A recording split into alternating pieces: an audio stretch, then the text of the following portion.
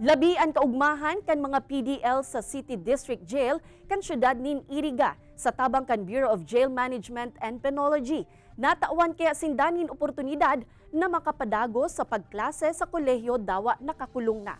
Nagkaigwa kaya nin Memorandum of Agreement sa pagultanan kan BJMP asin sarong universidad para sa saindang college education program. Ang mga interesadong PDL maagi man sa proseso arog kan pag-take nin admission exam asin iba pang requirements. En kasong makatapos sa pag-aadal, dakulang bagay man ini ang kasong dagos ng makalibre ang sarong PDL.